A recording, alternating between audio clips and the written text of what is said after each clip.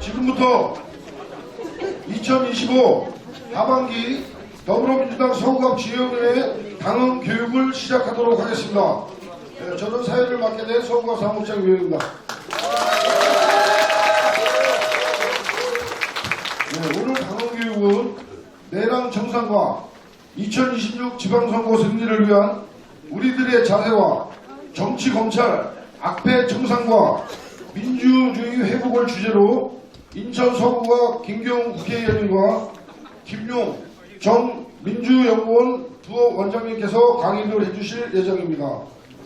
정당인이자 민주시민으로서 유익한 교육의 자리를 마련했으니 끝까지 함께해 주시기 바라겠습니다.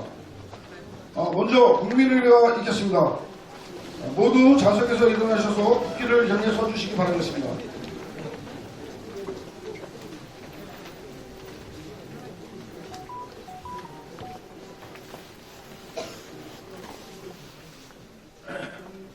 국회대요 경례.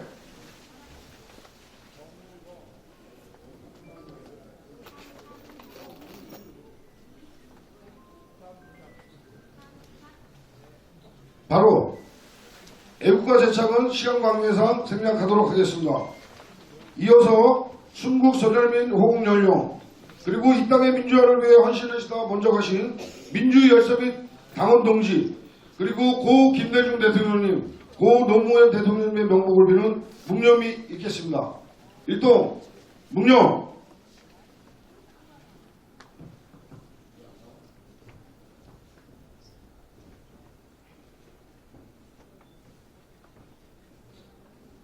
바로 당원 동지 여러분께서는 자리에 즉석해 주시기 바라겠습니다.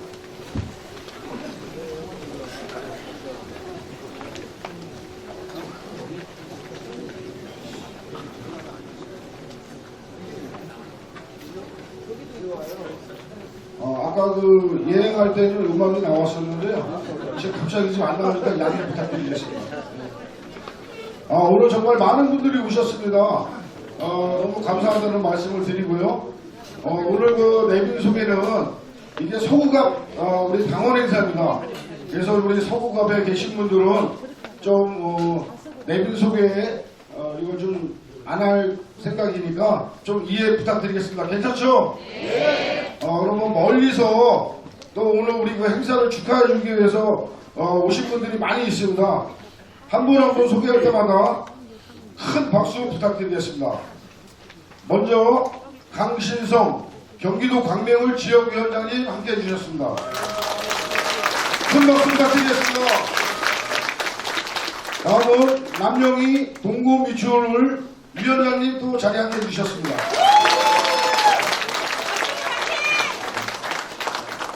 조택상 중구 옹진 강화 위원장님 참석하셨습니다.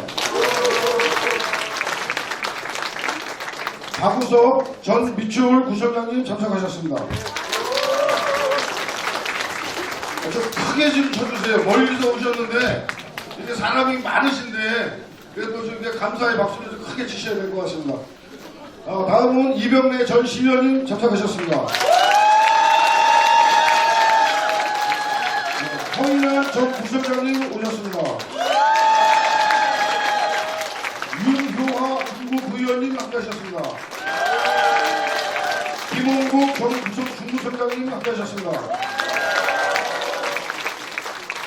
박태갑 인사모 회장님 함께하셨습니다. 이강호 전 남동구청장님 함께해 주셨습니다.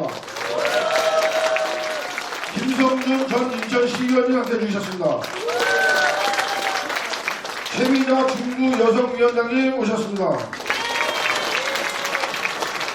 이성재 시민사회 대표님 오셨습니다. 김정식 미추홀구 전 부청장님 오셨습니다. 강정선 국민주권정복회의 상임대표님 오셨습니다. 원미정 전 인천시의원님 오셨습니다. 이용범 전 인천시의회 의장님 참석하셨습니다. 김진규 전 인천시의원님 오셨습니다. 조영웅 전 인천시 의원이 오셨습니다. 서진호 전세균 정청리 비서실장님 오셨습니다. 양인모 검단 신도시 총연합회장님 참석하셨습니다. 그리고 그 서구는 우리가 안 한다고 해도 그 전 청장님 역임하셨던 분도 오셨으니까요. 우리 저기 전여성 전 서구청장님 오셨습니다. 이재현 전 서구청장님 오셨습니다. 네, 내린 소개를 마치도록 하는데 혹시 빠지신 분들이 계시면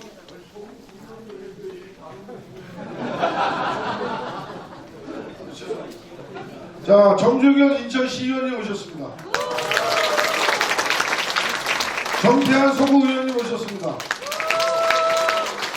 고선희 서구의원님 오셨습니다. 송희 서구의원님 오셨습니다. 서지영 서구의원님 오셨습니다. 박복관 우리 부모님도 참석하셨습니다. 혹시 좀 빠진 분 계신가요? 빠진 분은 이따가 의원님 아마 하실 겁니다. 아, 우리 그 호남연구회 박구열 회장님도 참석해 주셨습니다. 그리고 그 원동 부의원이시죠? 백슬기 의원님도 참석하셨네요. 네, 감사합니다. 네. 아유 죄송합니다 의장님. 배성록 전 우리 그 밑줄 부의장님 참석하셨습니다. 제가 제일 먼저 적어놨는데 죄송합니다. 예, 네, 그렇게 뭐 다 이렇게 많이 오셔서 감사하고요. 또 다 일일이 이렇게 뭐 인사말을 하기는 그렇고요. 한 두 분만 간단하게 또 인사말을 듣는 시간을 갖도록 하겠습니다. 자, 우리 그 미추홀 남영희 위원장님, 예, 이렇게 먼 걸음 하셨는데, 예. 자, 큰 박수 부탁드리겠습니다. 안녕하세요. 다시 인사드리겠습니다. 민주당 동구 미추홀 지역위원장 남영입니다. 또 이렇게 제가 서구가 당원분들 만나 뵐 수 있는 자리에서 마이크 들 수 있게 돼서 영광이고요. 오늘 이렇게 많은 분들이 와주신 이유가 무엇보다 정치, 조작, 검찰에 의해서 피해를 보고 억압을 당해 힘들어하는 우리 김용 전 민주연구원 부원장님 만나보고 싶어서 이렇게 많이 모여주신 것 같습니다. 그렇습니까? 네. 저는 사실 깜부입니다. 그 당시에 민주연구원 계실 때 저도 부원장이었는데요. 그 이전 지난 이재명 당대표 시기에도 그랬고 지난번 대통령 후보 시절에도 함께 제가 옆에서 도우면서 어떤 분인지를 누구보다 잘 아는 사람 중에 하나라고 저 자신이 믿고 있는데 대한민국 정치 조작을 일삼던 검찰들이 우리 김용 부원장을 너무나 힘들게 하는 모습을 옆에서 보면서 저도 같이 아파했고 지금도 무죄를 주장을 하는 그 서명 내지는 1인 시위도 함께하는 동지 중에 하나입니다. 여기 계신 우리 당원 동지 여러분들도 그 뜻을 함께 해주시고 계신 것으로 믿고요. 우리 여기 서구가 김교훈 의원님께서 이런 좋은 교육 자리를 마련해 주신 것도 이제 더 이상 대한민국의 정치 조작 검찰은 없애자. 그리고 그에 더해서 정치, 사법부, 판사, 대법 모두 우리의 힘으로 바꿔보자. 그런 의지로 이 시간을 마련하신 것 같습니다. 오늘 좋은 강연, 좋은 교육 되시고요. 올 한 해 내란 극복하시느라 진압하시느라 너무 애쓰셨습니다. 그 대선 승리하시느라고도 고생하셨고요. 이제 앞으로 우리에게 정말 좋은 일만 있을 것이라 믿습니다. 새해 모두 희망찬 해로 맞이해 주시기 바랍니다. 고맙습니다.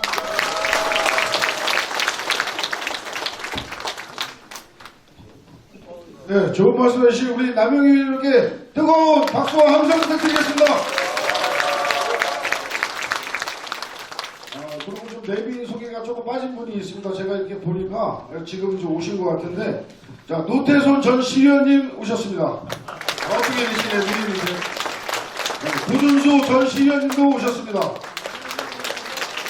김강호 중구 의원님 오셨습니다. 그리고 다음으로 우리 한 분 더만 더 모시도록 하겠습니다. 우리 그 중고 옹진 강화 우리 조택상 위원장님 모시도록 하겠습니다. 큰 박수로 맞아주시고.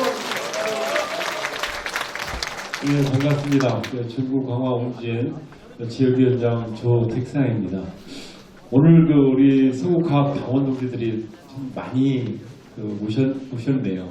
아마 김용 민주연구 부위원장님 오신다고 해서 아마 이렇게 많이 오신 것 같고요. 저도 그래서 한번 이 자리에 이렇게 일부러 왔는데요. 진심으로 우리 당원 동지들 만난 걸 축하드립니다. 그리고 저도 영광으로 생각합니다. 우리 김용 부원장님께서는 누구보다도 괴롭고 억울하고 이런 부분을 묵묵히 견뎌 오신 분입니다. 그 자체가 승리라고 이렇게 생각합니다.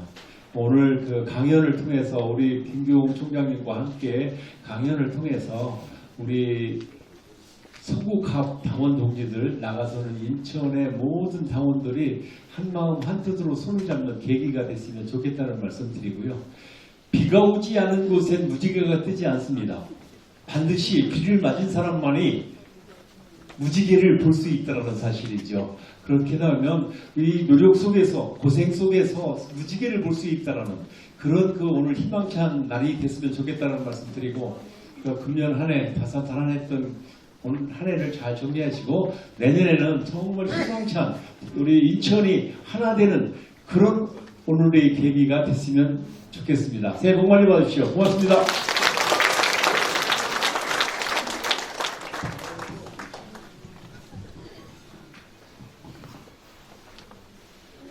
예, 멀리서 와주시고 또 좋은 말씀을 해주신 우리 남영희 위원장님과 조택상 위원장님께 큰 박수 한번 부탁드리겠습니다. 그리고 마지막으로 우리 서구갑의 희망, 또 인천의 미래, 우리 서구갑 국회의원이신 김규용 국회의원님과 염현주 사모님 오셨습니다. 우리 염현주 사모님이 오늘의 김규용 의원님을 만들어주신 겁니다. 큰 박수 부탁드리겠습니다. 강연에 들어가기 전에 미리 좀 사진 좀 먼저 찍어야 될 것 같아요. 이게 끝나고 또 가시는 분들도 있고 막 웅성웅성하니까 사진을 먼저 찍는 시간을 갖도록 하겠습니다.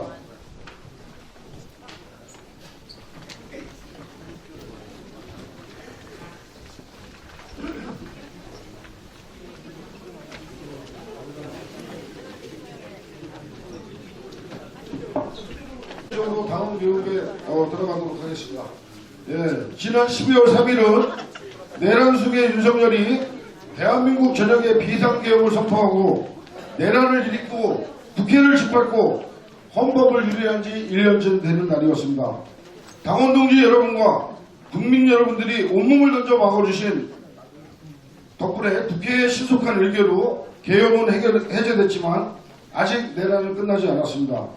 내란숙의 윤석열은 여전히 감옥에서 개병과 만원을 하고 있고 내란정당 국민의힘은 아직도 윤어게인을 외치며 사법부는 내란 재판을 지연하고 방해하고 있어 국민들은 깊은 분노를 느끼고 있습니다. 이와 관련하여 당원 여러분께 일부 강연을 진행해 주실 김기용 국회의원님을 모시고 내란 정상과 2026 지방선거를 위한 우리들의 자세라는 주제로 강연을 듣도록 하겠습니다. 자, 우리 서구의 힘, 민주당의 힘, 당원 동지들과 함께 서구와 대한민국의 발전을 만들어내고 계시는 김기용 국회의원님을 앞으로 모시겠습니다. 당원 동지 여러분, 석사 박수와 함성 부탁드리겠습니다.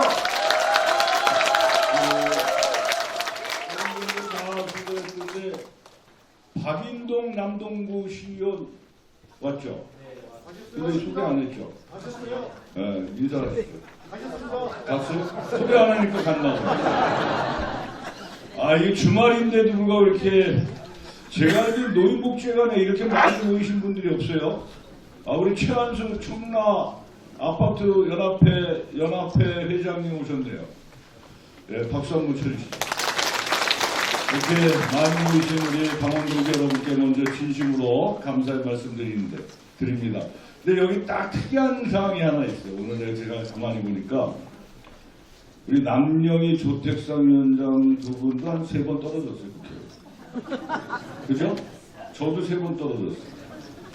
그리고 여기 전 구청장, 전 시의원들이 꽤 많이 물론 현역도 있어. 현역 시의원들, 현역 구의원도 있는데 전구청장, 전시의원들이 태반. 또 김용 대변인 엄청난 역경을 딛고 있어요. 그죠? 네. 자, 오늘 이 시간으로 말이에요. 전자 띄고 또 우리 위원장님들도 위원장 띄고 이제 국회의원 해야 되고 김용 대변인도 정말 좋은 일 많이 앞으로 있어서 김용은 무죄다 한번 외쳐보겠습니다. 제가 김용을 하면 여러분 무죄다. 김용! 무죄다! 김용! 무죄다! 김용! 무죄다! 이거를 여러분들이 영혼 속에서 항상 가져가면 김용은 이제 조만간 무죄가 될 거라고 생각합니다. 정말 다시 한번 여러분께 감사의 말씀드리고 이제 이게 제가 원래 1시간인데 20분을 까먹었어요. 그래서 짤막짤막하게만 좀 하도록 그렇게 하겠습니다.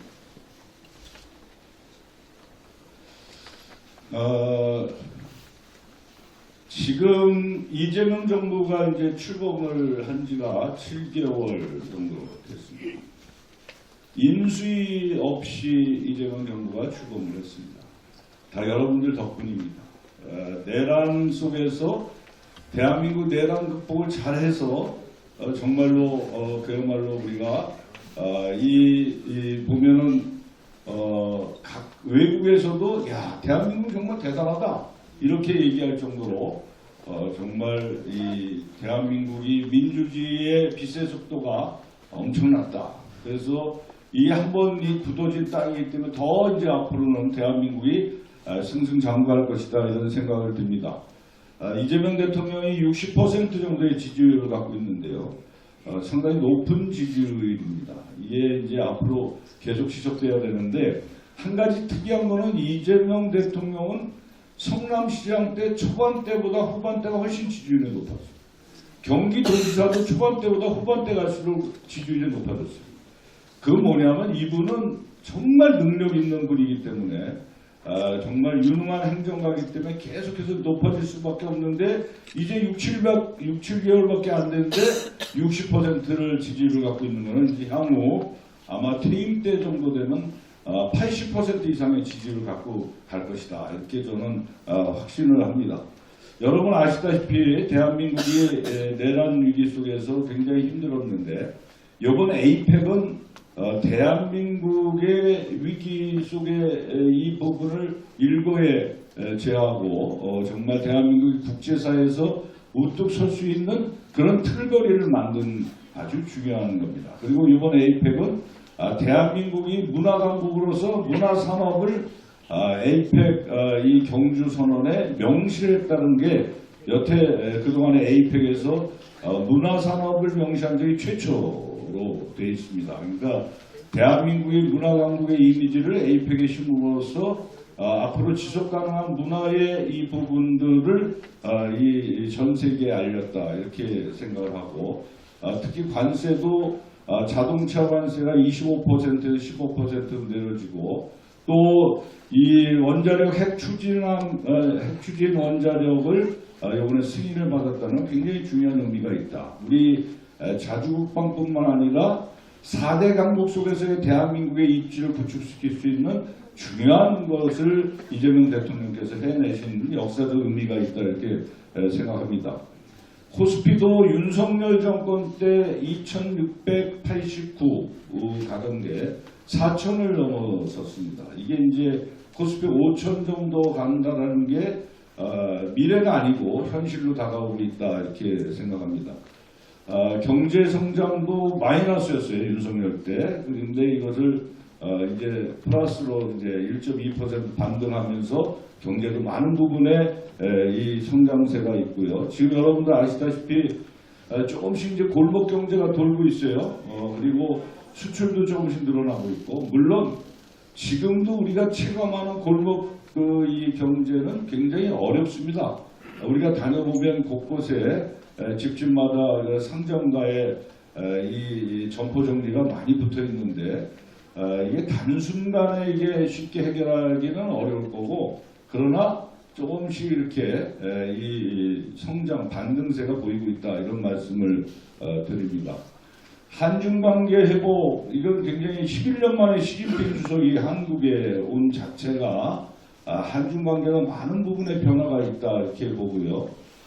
지금 대한민국도 무비자로 단체 관광, 중국의 단체 관광은 무비자로 지금 받고 있습니다. 그리고 중국도 에이펙 끝나고 무비자로 우리 한국에서 여행하는 사람들을 무비자였다가 1년 더 연장을 한 거는 한중 관계의 이 한한령이 많이 완화되고 있다. 거기다가 이번에 이제 이재명 대통령님과 박진영 대중교류위원장, 문체부 장관 이렇게 몇 분들이 시진핑 주석과 왕이 부장하고 이렇게 간담회를 할 때 그런 얘기를 이 박진영 그 대중교류위원장, 박진영 가수 알잖아요. 그분이 대중교류위원장이 돼가지고 장관급이 됐어요. 문체부 장관하고 박진영하고 두 분이 공동으로 대중교류위원장이 돼서 장관급입니다. 그래서 거기 참여해서 대화를 나누다가 박진영 위원장이 그런 얘기를 했대요.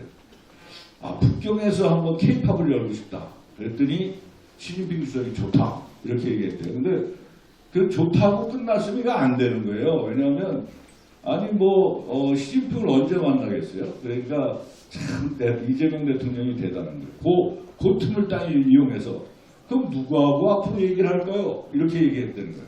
그러니까 시진핑 주석이 이렇게 돌아보다가 저 왕이 부장하고 얘기하라고. 그래서 그럼 앞으로 왕이 부장하고 해서 카운터 파트너가 돼서 한번 해보겠습니다. 이렇게 돼서 K-팝이 아마 제가 보기에는 이 북경에서 열릴 가능성이 상당히 높습니다. 그 자체로 보면 이제 한한령이 풀리고 있다 이런 생각이 들어요. 그리고 누리호가 이번에 성공을 했잖아요. 이것도 우리 민간 영역에서 한 것이고 우리 기술로 한 거예요. 이게 향후는 우주 강국 5대 우주 강국으로 가는 진입령이었다 이렇게 생각을 합니다.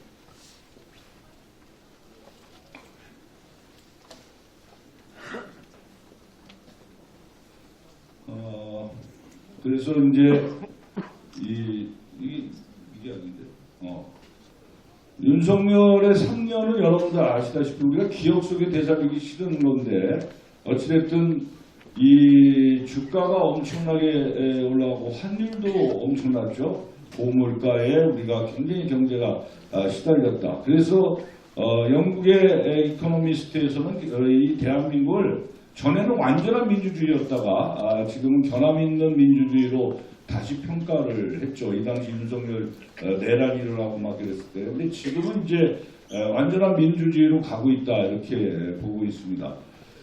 이 당시 윤석열 정권 때는 국민들 91%가 진보와 보수로 완전히 갈라져 있었어요.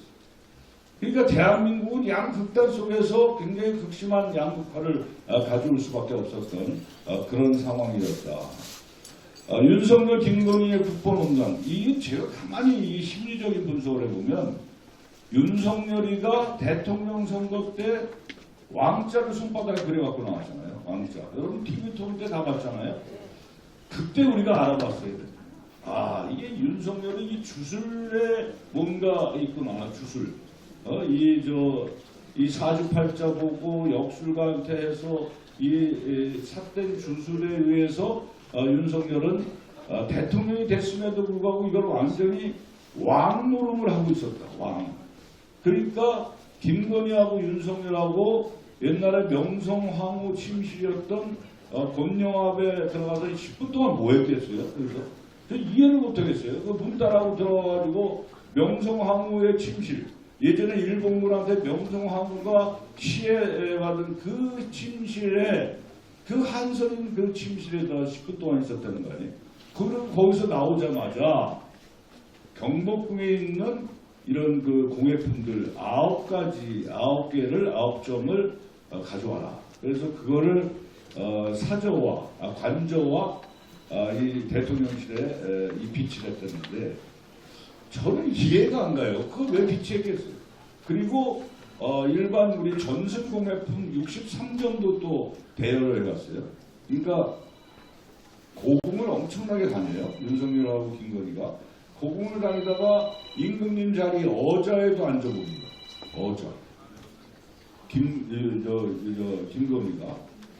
그러니까 저는 무슨 그때 본인들 지지율도 20몇 프로 되고 그래서 그런지 왕 노름을 하면서 왕권을 강화하려고 저 짓을 하지 않았나 이런 생각이 들 정도로, 그리고 그 각종 우리나라 전승 공예품들 다 관저나 대통령실에 갖다 놓고 뭘 했을까? 그리고 그 중에 찻잔을 하나 깨뜨려가지고 300만 원을 또 물어내요. 찻잔 하나, 다원이라고 하는 찻잔을 깼어. 그럼 찻잔을 차를 마시다 깼겠어요? 이거 술 마시다 깨지 않았는가? 그런 생각을 하는 거예요. 300만 원 물어냈어요, 진짜. 이제 그런 거를 보면서 이 두 사람은 대한민국을 민주공화국으로 보는 것이 아니다. 대한민국의 주권이 국민에게 있다라고 보는 것이 아니다. 이 대한민국은 우리 것이다. 우리 둘 것이야. 마음대로 우리가 농단해도 상관없어. 이렇게 지난 3년을 끌어온 것이다. 그러니까 앞서서 얘기했던 이 주가라든가 환율, 뭐 경제 완전히 폭망할 수밖에 없었다 이렇게 봅니다. 지금도 윤석열을 나를 밟고 일어서라. 레드 카드를 보여줘야 된다. 국민들이 이재명 대통령의 레드 카드를 보여줘야 된다. 막 이런 얘기 하는 거 아니에요 지금. 그리고 재판도 지원하고 이런 상황에 지금 우리 대한민국이 있다는 겁니다. 내란 1년 동안에 근데 아무도 처벌받은 사람이 없어요. 그래서 지난번 이재명 대통령께서 12월 3일 날 국민주권의 날, 민주화 운동 기념일로 정해야 되겠다. 이건 저는 반드시 정해야 된다고 봅니다. 그래서 대한민국 국민들이 이 12.3 이 계엄을 어떻게 극복한 것을 우리 스스로 자긍심을 갖고 앞으로는 이런 계엄이나 내란이 일어나지 않게끔 경각심을 줄 수 있는 이런 기념일이 필요하다. 이런 생각이 듭니다. 내란 전담 재판부. 요즘 이게 핫 이슈인데요. 이거 해야 됩니다. 이게 12월 3일 날 우리 국회 법사위를 통과해서 이제 전체에 가 있는데 아마 요번에 다음 주 월요일 날부터 내일 12월 8일부터 시작해서 이제 필리버스터가 계속 진행될 예정에 있어요. 검찰 개혁, 뭐 내란 전담 재판부부터 해서 여러 가지 이제 저희들이 법적인 부분을 정리를 해야 될 필요가 있어서 필리버스터를 할 텐데 이게 지금 1년이 지나도 옛날에 박근혜 때는 보통 한 8-9개월 만에 이미 다 정리가 됐었어요. 근데 지금은 계속 늦어지고 있는 거예요. 계속 재판도 지연시키고 재판도 방해하고 누구도 여러분들 아시다시피 한덕수 구속 기소 기각됐잖아요. 구속이. 박성재도 기각됐죠. 얼마 전에 추경호 기각됐죠. 이게 정말로 제가 보기에는 이들 자체가 내란 전담 재판부를 빨리 설치해라 이렇게 얘기하는 것이 아닌가. 저는 그렇게 생각해서 이게 내란 전담부는 이게 특수한 상황이기 때문에 이런 부분들은 이제 하나의 전담부를 만들 필요가 있습니다. 그래서 이거는 꼭 만들어서 제대로 내란에 함께한 사람들을 처벌을 하지 않을 수가 없다 이렇게 생각하고요. 판검사 증거조작 처벌법 이거는 김용 대변인 있지만 우리 지금 그 무죄인 사람들이 엄청나게 지금 검찰에 의해서 시달리는 경우가 많아요. 여러분 아시다시피 노웅래 의원이라고 마포에서 사선한 국회의원은 얼마나 떠들썩했습니까? 수억을 돈을 받았느니 뭐 이런 얘기가 있었는데 그분 무죄 나왔어요 얼마 전에. 우리 가까운 부평의 이성만 의원 무죄 받았습니다. 윤관석 의원도 일부는 무죄 받고 지금 송영길 전 당대표도 일부는 무죄 받고 지금 한 가지 재판이 남아 있고 제가 보기에 허정식 의원도 아마 무죄 받을 거예요. 네. 그래서 이게 계속 이들이 검찰들이 증거를 조작하거나 왜곡시켜서 이 탄압을 하는 거지. 김용 대변인도 전혀 근거 없는 거 가지고 지금 몇 년 동안 이 고생을 하고 있는 거예요. 이 김용 대변인은 여러분 아시다시피 이재명 대통령께서 성남에서 시민운동할 때부터 성남시장을 할 때 경기도지사를 할 때 대통령까지 그 옆에서 정말로 열심히 함께하는 분입니다. 그러니까 이재명 대통령 주변을 죽이기 위해서 김용 이분이 희생을 당하고 있는 거예요. 이게 그래서 검찰이나 이 사법부 여기야 조작에 대한 부분에 대해서도 그들도 법에 의해서 처벌을 받아야 되지 않냐. 왜 애꿎은 그 시민들만 처벌을 받냐. 이제 이런 뜻입니다. 그리고 법원행정처의 폐지. 이거는 대법원장 관할 아래에 있는 거예요. 그러니까 대법원장이 모든 거를 재판관들을 관장을 해요. 이건 잘못됐다. 이게 사법행정사무는 별개로 하고 재판관은 사법에서 재판관은 독자적인 영역을 줘야 되겠다. 그래서 법원행정처를 폐지하고 사법행정위원회를 설치해서 사법행정 업무를 거기서 다룰 수 있게끔 하는 것. 이것이 앞으로 중요하다. 그 다음에 헌법존중 정부혁신 TF 이거는 여러분들 아시다시피 지금 공무원들 중에 내란과 함께 연루돼서 했던 사람들이 법적인 거는 제대로 안 잡히는데 내부적인 이제 내부 고발도 있고 여러 가지 있지 않겠어요? 이 공무원들 내란에 함께한 공무원들이 우리 국민들의 혈세를 봉급을 받는 이런 일은 벌어져서는 안 되겠다. 그래서 이 공무원들 중에서 공직자들 중에서 내란에 함께한 사람들을 발본색원하자 이런 뜻입니다. 그리고 검찰청 폐지 78년 만에 검찰청이 폐지가 됐습니다. 지난 추석 전에. 그래서 수사와 기소 이 부분을 제대로 분리할 수 있는 그런 검찰개혁이 돼야 되겠다 이렇게 생각이 듭니다. 자, 그래서 우리가 정말 이번에 중요한 건 뭐냐면 저는 이재명 대통령이 선거하면 다 끝난 줄 알았죠. 우리 국민들. 그죠? 그리고 요번에 내란이 이렇게 해서 윤석열이 감옥 가면 다 끝난 줄 알았어요. 근데 전혀 그렇지 않아요. 아직 우리 대한민국은 이 보수 우익 그룹들이 너무 강고해요. 30에서 35%는 굉장히 강고한 보수 우익들의 그룹들이 있어서 이들이 제대로 흔들리질 않는 거예요. 그러니까 이 국민의힘의 당대표 되는 사람들이 계속 보수 우익의 표를 얻기 위해서 발버둥을 치고 있는 것을 우리가 볼 수가 있습니다. 이 의회 민주주의를 위한 폭거였다 이렇게 얘기하는 거 아니에요? 12.3 내란이라는 게. 지금 당대표가 그러잖아요. 저 국민의힘. 그것도 다 그들 세력을 등에 업기 위한 것 아닌가 이런 생각을 해봅니다. 그래서 어찌됐든 우리가 이번에는 이 내란이 척결되고 윤석열이가 재판받으면 끝난 줄 알았는데 그게 절대 아니다. 진정한 개혁의 완수는 언제냐? 내년 6월 3일 날 지방선거에서 완전히 우리가 승리해야 된다. 이렇게 지방선거에서 승리해야 완전히 대한민국은 개혁을 완수할 수 있는 거죠. 이재명 대통령의 대통령이 당선된 것만 가지고 개혁이 완수됐다고 우리가 볼 수가 없다. 지방선거에서 우리가 완전히 승리해야 된다. 인천이 10개의 분구 중에 이제 11개 분구가 됐잖아요. 10개 중에 11개 분구가 이제 내년 7월부터 되는데 그러면 이제 여기서 우리가 지금 2석이에요. 부평하고 계양도. 그런데 저는 내년 지방선거에서 다 우리가 구청장들을 분수구청장들을 우리가 승리해야 된다. 시의원도 지금은 우리가 13명밖에 안 돼요. 민주당이. 이것도 대거 우리가 승리해서 하고 구의원도 이렇게 돼야지. 또 시장도 우리가 인천에서 가져와야 된다. 이게 개혁의 완수다. 이걸 통해서 이재명 대통령과 지방정부가 돼야 되는데 그러면 어떻게 되냐? 우리 인천부터 승리해야 된다. 인천에서 이겨야 대한민국의 지방선거에서 승리할 수 있다. 이게 표로 연결이 되는 거예요. 17대 대선 때 이명박 정동영 때 전국 득표율이 불과 몇 프로 차이 안 났어요. 0.5% 정도. 이건 많이 난 거고 18대는 박근혜 문재인 대통령 때가 0.03% 이게 인천의 득표율과 전국의 득표율을 얘기하는 거예요. 19대 대선 때도 문재인 대통령과 홍준표 여기서도 0.12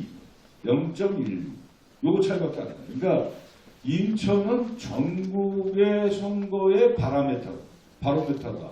지렛대 역할을 하는 게 인천이다. 이거는 모든 선거에서 다 나타나는 경우입니다. 그래서 인천에서 승리해야 이 전국에서 승리한다 이렇게 생각합니다. 이게 통합은 승리의 길이고 분열은 패배의 길이다. 지금 말이에요. 제가 여기 남영희 위원장, 조택상 위원장이 와 계신데 이분들이 이기고 인천은 14석 다 이기는 거예요. 그죠? 지난번에 제가 선거 때 그 이재명 대통령 우리 후보들하고 할 때 제가 이 두 분이 이기면 우리 200석 된다 이렇게 했더니 이재명 대통령이 푹푹 내 옆을 치더니 그런 얘기 하지 말랬는데 그때 너무 이제 자만한다 이런 뜻이지. 근데 진짜 두 분이 됐으면 200석이 되면 200석하고 180석은 아주 엄청난 차이가 있는 거예요. 개헌 저지선이 안 된다는 개헌을 할 수 있는 선이 안 된다. 모든 우리 법안 통과할 때도 이 200석 되는 거가 굉장히 중요하다 이런 생각이 드는데 하여튼 두 분이 꼭 승리해야 되는데 요즘 제가 왜 이런 걸 넣냐면 강화군도 많이 좋아지고 있어요. 강화군이 보통 조택상 위원장이 그 중에서 제일 많이 얻을 때가 36% 정도 됐어요. 강화군에서. 그러다가 이재명 대통령이 39.5%를 요번에 이겼어요. 이기지 않았고 거기서 강화에서는 39.5%를 얻었어요. 이재명 대통령이. 그 다음에 그 중에 거기에 한현이 강화 군수가 41%를 얻었어요. 41%까지 올라오고. 그리고 미추홀구 연수구는 예전에 대통령 선거할 때 보면 2등이었어요. 요번에 1등 했잖아요. 동네 다 1등. 네. 박수 한번 주세요. 그러니까 강화 옹진 중강 옹진하고 미추홀구 동미추홀구 여기가 이제 계속 올라가고 있는 추세다. 이게 내년 지방선거에 분명히 저는 작용할 거라고 생각을 하는 거예요. 그리고 내년이면 이제 지방선거 1년 이재명 대통령이 1년 평가입니다. 그러니까 굉장히 중요한 의미가 있다. 그래서 저는 내란 극복과 민생 경제의 출발점이 인천에서부터 시작된다 이렇게 생각을 합니다. 요거는 이제 우리 서구 건데 요번에 여러분들 아시다시피 이제 내 시간에 15분밖에 안 남았어요. 빨리빨리. 요번에 5년 만에 이 예산이 여야 합의 속에서 통과가 됐습니다. 그리고 12월 2일이라고 하는 날짜를 지켰어요. 굉장히 기분이 좋아요. 정말. 이게 우리 국민들도 굉장히 좋아했어요. 국회에서 맨날 싸움하는데 그래도 예산을 지켰구나.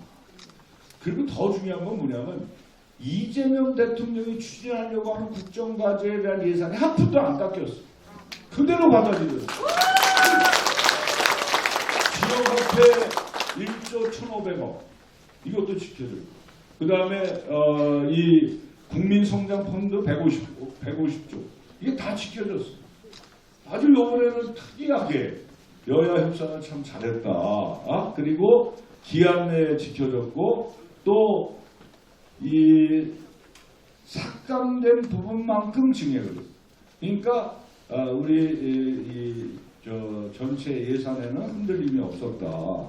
이런 생각을 합니다. 감액을 4조 3천억 했는데 증액도 그 정도밖에 안 했습니다. 그래서 결국 이번 예산 속에서 내년도가 저는 굉장히 많이 기대가 되는데 지역화폐 같은 게 여러분 지난번에는 3천억 통과된 적이 있고 3,500억 통과된 적이 있고 7천억 통과된 적이 있고 제일 많이 한 게 7천억인데 요번에 그 배 가까이 되는 1조 1,500억이 통과가 됩니다. 그러니까 지역화폐 여러분들 서로 이용카드 이런 거 많이 쓰셔도 이제는 될 수 있다 이런 생각이 듭니다. 그러니까 그런 거 그게 이제 지역화폐를 쓰면 골목 경제가 들고 전통시장이 활성화될 수 있지 않겠어요?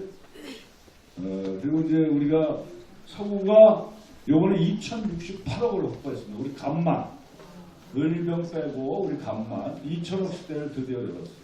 지난번에 이거보다 한 700억 적었었는데 참 올해 예산이 근데 내년 예산은 2,068억 됐고 그동안에 우리 서구의 수건 사업인 인천대로 지하화 161억, 그 다음에 올해 예산이 139억 잡혀 있으니까 총 300억이 지금 내려온 거예요. 이게 위에는 공원, 밑에는 지하 4차선 도로 이러니까 그래서 방음벽이 허물어지는 거예요. 이제 우리 서구 갑 지역에. 그래서 서로 53년 만에 서로 이제 소통하는 아주 역사적인 겁니다. 이게 이 도로나 철도 이거 빼고 이 도시의 재생 사업의 최고의 정부 지원 액수가 이겁니다. 앞으로 한 8천억 가량이 지원될 건데요. 시비, 국비 합쳐서. 근데 지금 300억 정도 준비해서 하는데 이 공원을 만든 거는 축구장 27개 정도 크기의 공원을 만들게 되어 있습니다. 경인고속도로 지하화 17억 9천만 원인데 이거는 이제 본 예타를 하는 겁니다. 본 예타. 이 기본 예타는 통과가 됐고 이제 본 예타인데 이게 신월 IC부터 가정동 청라까지 지하 고속도로 약 1조 6천억 정도 규모의 지하 고속도로가 이제 여의도와 연결이 되는 거예요. 그러면 가정동에서 딱 차를 타고 이제 이게 개통이 되면 딱 출발하면 여의도까지 15분 이내에 도착하는 이 경인고속도로 지하로. 그 다음에 7호선 이게 이제 여러분 잘 아시다시피 청라역에서 청라까지 이어지는 건데 이게 원도심과 신도심을 연결하는 가구 역할을 하는 게 7호선인데 7호선이 제대로 되면 서울 이제 강남까지 가는데 37분이 앞당겨져요. 그러니까 이게 1,400억 요번에 정부 예산 확보를 했고 국세청 이거는 이미 200억 한 40억 정도 이미 올해까지 잡혔고 이제 건설비로 296억 7,400만 원이 내년 예산에 잡혔습니다. 그 다음에 도시재생 뉴딜 사업 가자일동 홈플러스 주변에 이게 이제 66억 9,600만 원인데 이게 300억 공사예요. 150억은 국비, 150억은 시비 이렇게 해서 여기를 도시 재생 사업을 하고 가자 지역의 이제 우수 저류 시설 이것도 이번에 예산에 60억이나 30억 정도 땄어요. 그리고 각종 지역의 현안인 사업들 이거 말고도 많은 예산들이 이번에 내년 예산에 확보가 됐다 이런 보고 말씀을 드립니다. 이건 지나가고요. 자, 근데 이제 우리 인천이라는 데가 굉장히 우리 중요한데 저는 인천이 서울의 위성도시가 아니다. 인천은 이제 서울 수도권의 중심 도시로 가야 됩니다. 오히려 나중에 인천이 제대로 발전하면 서울이 배후 도시가 돼요. 왜냐하면 앞으로 경제나 이런 쪽에 뻗어나갈 수 있는 곳은 서울이 아니라 인천입니다. 자, 공항 있죠, 항만 있죠, 경제자유구역과 사통팔달의 도로망이 구축이 돼 있죠. 이제는 국가와 국가 간의 경쟁이 아닙니다. 도시와 도시 간의 경쟁이에요.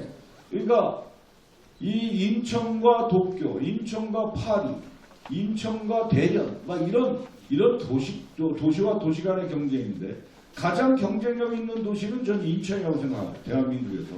그래서 여기 인천을 우리가 앞으로 잘 만들어내는데 얼마 전에 제가 세미나를 했어요. 인천경제자유구역청하고 우리 옆에 이용우 의원 뭐 이렇게 해서 같이 세미나 했는데 그게 이 서구와 이 청라와 영종을 이 인천 아시아의 할리우드로 만들어보자. 그래서 K 컨텐츠. 지금 이재명 대통령의 공약이 K 컬처 300조 시대. 2030년까지 50조 수출. 이게 이제 문화강국으로 가는 이재명 대통령님의 공약입니다. 여기에 저는 가장 적지가 인천이고요. 그 중에서도 영종과 청라. 요걸 잘 연결하면 이제 우리가 이제 이런 게 있어요. 아까 아까 박진영 씨 얘기를 했는데 그분이 하는 또 이 대형 기획사가 있고 또 하이브라고 해서 여러분 뭐예요? 뭐지? BTS 하이브 거기나 이런 데가 공연을 한 번 하면 몇만 명씩 와요. 네? 그러니까 이들이 한국에서 공연을 못해. 일본 막 미국 이런 데 가서 해요. 그러면 가서 공연을 열심히 하고 돈은 적게 벌어요. 그리고 관광객이 이 대한민국에 오지를 못하잖아요. 그래서 제가 주장하는 게 문체위원장이라고 주장하는 게 K아레나 이 공연장 5만석 이상 5만, 6만, 7만 정도의 공연장을 우리가 만들어내야 된다. 그래야 우리 이 대한민국에서 그런 대규모 공연을 할 뿐만 아니라 관광객도 유치가 됩니다. 우리가 이번에 3천만의 관광객 유치가 공약인데 한 4천만 원 늘려야 될 것 같아요. 이거 계속 늘어나요. 벌써 2천만 정도 가까이 관광객이 왔어요, 올해. 그래서 그런 이 K아레나 공연장이 필요하다. 근데 지금 우리는 2만석 이상 공연장이 없어요. 요 인스파이어 영종에 있는 인스파이어가 15,000석. 여기 청라에 지금 돔 경기장, 야구 경기장 하면서 나중에는 이제 공연장도 하는데 야구가 172일. 나머지 뭐 준비하고 뭐하고 하면 실질적으로 공연하는 건 67일 정도는 공연장으로 활용을 하는데 거기는 야구 경기할 때는 22,000석, 공연장을 할 때는 한 4만석 가까이로 개조를 합니다. 그게 최초예요. 대한민국에. 그 4만석으로 동경기장 실내에서 하는 게. 그리고 나머지는 뭐 10,000석, 15,000석이 돼요. 그래서 저는 영종도에 5만석 이상의 K아레나 공연장을 만들어야 됩니다. 그래야 외국 관광객도 유치하고 외국 사람들도 유치하고 국내에 이 팬들도 유치해서 이런 공연을 해줘야 300조 시대를 우리가 갈 수 있는 그런 모토를 만든다. 이게 이제 제 생각인데 그래서 K아레나 그리고 이 미군 부대 있잖아요. 미군 부대도 거기에 이제 옛날 천막들이 있는데 이성재 위원장이 그 얘기하는데 천막에 엄청난 숫자가 들어갈 수 있는 대형 천막 창고가 있다는 거예요. 창고. 그것도 개조해서 그런 창고를 공연장으로 하면 어떨까? 그죠? 멋있잖아요. 옛날 일제시대의 조병창 이걸 쓰던 거를 좀 개조해서 그거를 공연장으로 하면 멋들어지잖아요. 그런 공연장이 되면 부평 일대의 민생 경제는 확 돌아섭니다. 그런 공연 한번 합니다. 이게 공연을 하면 경제 유발 효과가 1조 2천억이 돼요. 1조 2천억. 한번 공연 5만 7만 공연을 하면은 그 정도로 경제 유발 효과가 있다는 거예요. 그리고 아시아도 주경기장 여기도 좀 바꿔서 그런 공연장으로 물론 이제 야외 공연장 비슷하지만 그런 공연장으로 하고 문학 경기장도 그런 걸 바꿔야 된다라는 게 단기적으로는 그렇게 리모델링을 하고 장기적으로는 그런 K아레나 5만 개 이상의 공연경기장을 만들어야 되겠다. 그렇게 됐을 때 문화강국하고 인천이 도약할 수 있는 토대를 저는 만들어낼 수 있다 이렇게 생각합니다. 그래서 인천의 콘텐츠 기업 유치 지원법 이게 지금 청라에 이미 외국계 기업들이 들어오려고 하는데 인센티브가 우리가 좀 약해서 인센티브를 주는 세제 혜택이나 이런 걸 주는 거를 제가 이번에 대표 발의를 했어요. 그래서 어떻게든 유치를 해야 돼. 근데 우리 이제 서구의 갑지역분들은 이런 맨 청라만 하냐 이제 이런 생각을 할 수도 있어요. 근데 저는 그렇게 생각 안 해요. 청라에 만약에 공연을 하거나 그러면 각 지역에 잘하는 음식점 같은 경우에 안 오겠어요? 청라에서 공연 보고 이리로 와요. 유명한 음식점이 있으면. 이게 다 소통이 돼요. 7호선이 그분들을 날라주는 게 7호선 역할 아닙니까? 청라에서 우리 성남까지. 이런 것들을 우리가 해서 이 신도심이 개발이 되면서 개발의 붐, 개발의 이익이 이 원도심으로 올 수 있게끔 만드는 것. 그래서 서로가 상생할 수 있게끔 만드는 것. 이게 앞으로 굉장히 중요합니다. 이걸 우리가 만들어내야 되겠다. 이제 5분 아니 건덕지구요. 왜냐면 우리가 김용 대변인 모셔놓고 내가 시간을 잡아보면 안 돼요. 그러니까 이제 5분 안에 마무리 짓도록 하겠습니다. 그래서 인천이라는 데가 대한민국 최초의 것, 최고의 것들이 인천에 몰려있다. 1885년 아펜젤로 언더우드 선교사분들이 오면서 올해로 140년이 됐는데 이분들이 오면서 교육, 의료, 각종 문화, 문명 이걸 끌고 정을포항을 발을 디딘 거예요. 그래서 인천에 최초의 것들이 많은 거예요. 그래서 인천에 대한민국 최초의 호텔 대불 호텔이 있고 대한민국 최초의 초등학교 영화초등학교가 있고 대한민국 최초의 우체국이 인천 우체국이 있고 경인전철, 경인고속도로 다 최초의 것들이 인천입니다. 왜 이런 것들을 제대로 못 살리냐 이게.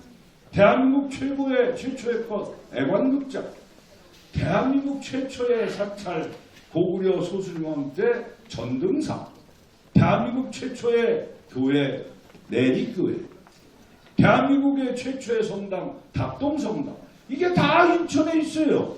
이거 제대로 못 살리는 거예요. 그래서 제가 문체위원장 돼서 문체위원들 16분을 국정감사 기간 하루는 산업시찰을 했어요. 그때 강화의 전등사, 그 다음에 이 중구에 가서 내리교회, 그 다음에 중구에 또 닭동, 이걸 세 군데를 다 우리 의원들하고 다녔어요. 의원들이 깜짝 놀라는 거예요. 어떻게 한 지역에 이렇게 종교가 기독교, 불교, 천주교의 종교의 최초의 것들이 몰려있냐? 자기들 몰랐대는 거죠. 근데 우리가 그걸 제대로 전파를 안 해요. 그래서 저는 이런 것들을 좀 만들어야 됩니다. 그래서 요번에 제가 지역은 인천 서구지만 우리 서구권은 많이 했으니까 강화의 고려 역사 박물관 이거를 요번에 예산을 통과를 시켰습니다. 네. 이게 보세요. 경주에 가면은 경주에는 이제 신라 시대를 담은 경주박물관이 있어요.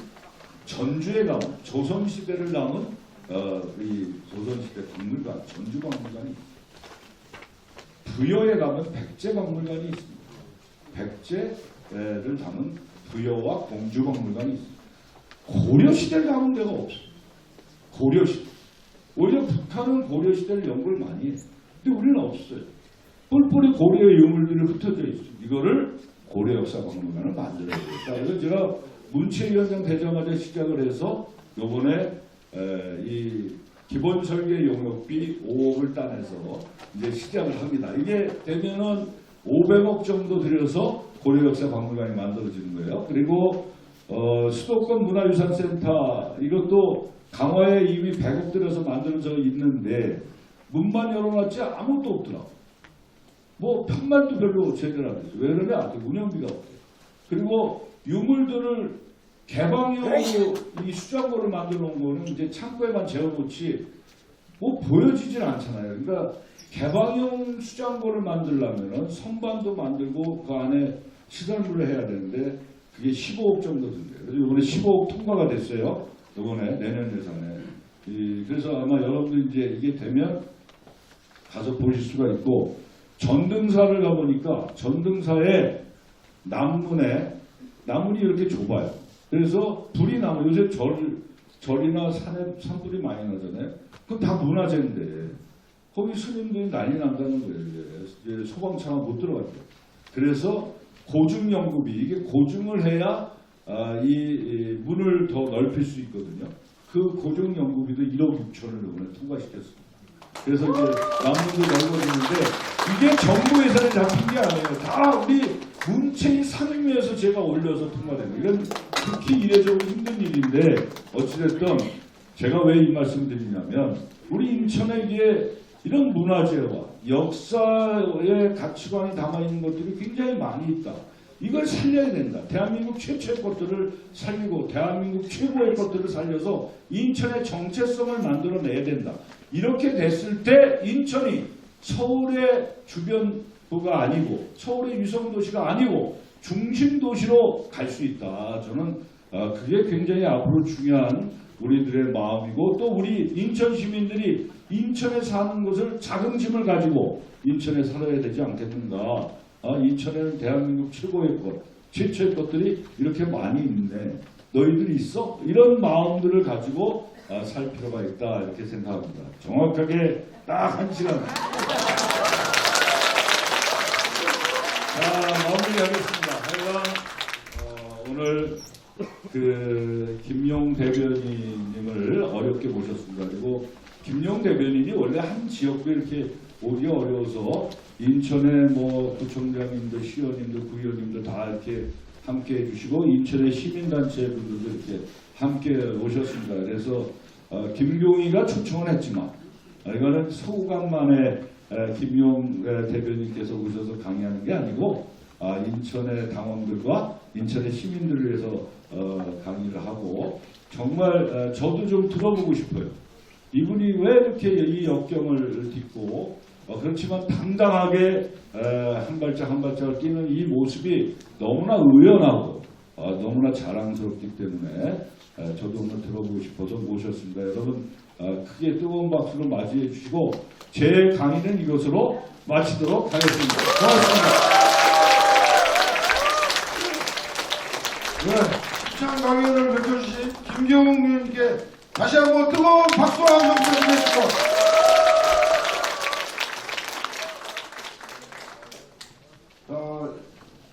좀 화장실 가실 분 좀 참으세요. 이제 오늘 우리가 또 중대하셔서 빨리까지 오셨는데 우리 김용 전 민주연구원 부원장님께서 정치검찰 악패 청산과 민주주의 회복을 주제로 강연을 해주시겠습니다. 김용 전 연구원 부원장님은 제67대 성남시의 의원을 역임하셨고 이재명 경기도지사인 때 경기도청 대변인, 이재명 민주당 지도부에서는 민주연구원 부원장을 역임하셨습니다. 김용 전 부원장님은 이재명 대통령의 핵심 직권으로 윤석열 정치 검사들의 조작 수사, 조작 기소로 정치 탄압을 받으신 대표적인 인물입니다. 당원 형제 여러분, 우리 김용 전 부원장님을 심찬 박수 한번 맞이해주시겠습니다.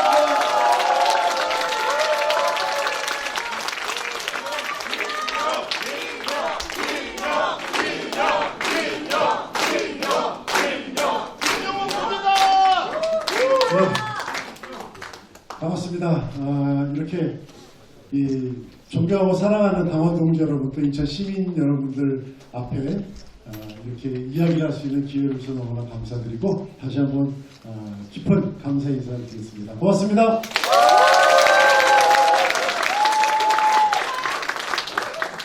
저는 이제 제가 언론에 알려진 것처럼 이재명 대통령의 측근이라는 이유로 3차례 구속, 그다음에 3번의 보석 이런 희한한 기록을 세우면서 정치검찰들의 이런 역사적인 잘못된 행태를 제가 직접 몸으로 겪으면서 그러한 이야기를 여러분께 전해드리고 또 이재명 대통령의 그 성남시장 시절부터 지금까지 정치 철학이라든가 이런 부분을 여러분들하고 좀 나누고 싶다 해가지고 왔는데 우리 김경 위원장님의 강연, 아까 PT 설명을 듣고 그냥 막 가슴이 뜨거워가지고 정말 인천 너무나 행복한 역시 인천의 변화가 저도 함께 느꼈고 그리고 정말 무엇보다도 지난 작년이죠. 12월 3일 날 여러분의 덕분으로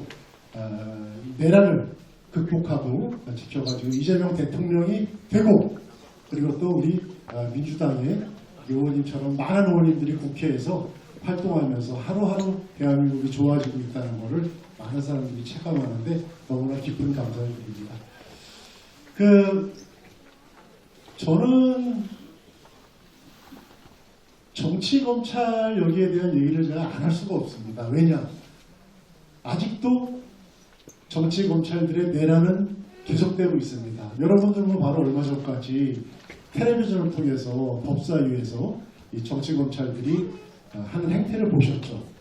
이 증거가 나오고 조작한 게 밝혀졌는데도 정말 새파란 검사가 우리 국민을 대표하는 의원님들 앞에서 목을 빡빡하게 들고 마이크를 손으로 쫙 세우면서 최근에는 또 이 사법 법원에서도 아니 그 조희대 대법원장이 밝혀진 사실 아닙니까?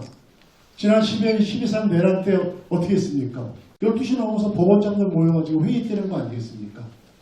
그런 거를 하나도 인정하지 않으면서 아직도 엉뚱한 사법부의 독립 얘기를 하면서 검찰과 사법의 잘못된 거는 계속되고 있습니다. 저는 만으로 이제 3년이 넘었습니다. 지금 이제 4년째 되어오고 있는데 22년도 10월 19일 아침에 제가 이제 체포를 됐습니다. 저는 이제 뭐 체포되면서 난생 처음 이제 겪는 일인데 아침에 보면 벨이 띠똥띠똥 하더라고요. 근데 제가 이제 이틀 전에 언론에 있는 제 친구한테 얘기를 들었어요. 야, 용아, 니 저기 체포영장이라는 게 나온댄다. 이거를 이의가 있다. 그래서 저는 이제 깜짝 놀랐죠. 근데 뭐 22년도 당시 여러분들 기억해 보시면은 거의 대선하고 쫙 이 선거 연속이었습니다. 21년도에 20대 대선을 위한 민주당의 경선이 굉장히 치열하게 펼쳐졌고, 그리고 대선이 펼쳐지면서 어떻게 됐습니까? 22년도 3월 9일 진짜 윤석열 검사들에게 우리가 정권을 그냥 거의 탈취당했죠. 저는 그 검사들이 윤석열이가 저렇게 대통령이 된 가장 큰 원인이 대장동 사건이었다고 봅니다. 성남에서 발생한 대장동 사건. 이거를 갖다가 당시 성남시장 이재명 시장이 귤을 봐줬다. 이게 조중동, 종편, 그리고 기득권들의 논리 아니었습니까? 근데 누구보다 성남에서 당시에 이제 저는 그 사람을 직접적으로 이제 체감한 사람으로서 이건 이렇지가 않은데 그래도 뭐 경황이 없었죠. 대선 제가 이제 준비하는 팀에 있으면서 거의 막 집중적인 그런 공세. 우리 저기 아시겠지만 그 당시에 우리 저 민주당 유세차가 가는데 그 극우 보수 아스팔트 세력 이분들이 빨간색 랩핑을 해가지고 차에다가 대장동은 누구 것입니까? 이래가지고 막 쫓아다닐 때입니다. 그래서 경렬의 선거를 치르고 22년도 3월 9일 날 0.73% 아마 23만 5만 그 표 차이죠. 정말 간발의 차이로 그 눈물의 대선 패배를 하고, 그리고 나서 조금 있으니까 저는 뭐 선거를 경선 때 본선 막 계속 치르다 보니까 조금 이제 쉬고 싶었는데 바로 이어서 지방선거가 있더라고요. 지방선거가 있는데 윤석열 정권이 딱 들어서면서 전국의 분위기가 완전히 윤석열 정권으로 다 압승하는 이런 분위기였습니다. 그래서 경기도 출신인 제가 주변에서 경기도를 지켜야 되지 않느냐 이런 제안을 받고 뭐 어떡합니까? 앞장서야죠. 그래가지고 제가 이 패배로 허탈한 이런 후배들을 갖다가 규합해서 경기도 선거를 치르게 됐습니다. 대선 패배의 아픔이 너무 컸는지 정말 열심히들 우리 후배들이 뛰었습니다. 동지들이 너무나 열심히 뛰어가지고 다 뺏겼죠. 그때 지방선거에서. 우리 인천시도 당시에 유정복 시장, 그 다음에 구청장도 여러분들이 다 국민의힘에서 가져갔고, 서울시장 말할 것도 없고 서울구청장, 경기도도 31개의 시군에서 거의 3분의 2 시장들이 전부 다 국힘으로 넘어가는 이러한 일이 발생했지만 경기도는 8,500표 차이로 간신히 이기면서 경기도를 지키게 됐습니다. 저는 이제 그 원인 중에 하나가 다 절박함이었다고 생각됩니다. 이 검사들이 계속 이재명을 잡으려고 압수수색하고 그리고 언론 플레이를 하고 이럴 때 정말 똘똘 뭉쳐가지고 이재명 대통령을 지키려는 이런 노력의 결과였고, 저는 이 대목에서 그때 제가 경기도를 선거 치를 때 당시 이재명 대표님이 정말 힘든 선택을 했을 때 따뜻하게 정말 안아주면서 이재명 대표님을 지켜주신 분들이 바로 이곳 인천 시민 여러분들이었다는 이 대목에서 다시 한번 여러분께 감사를 드리겠습니다.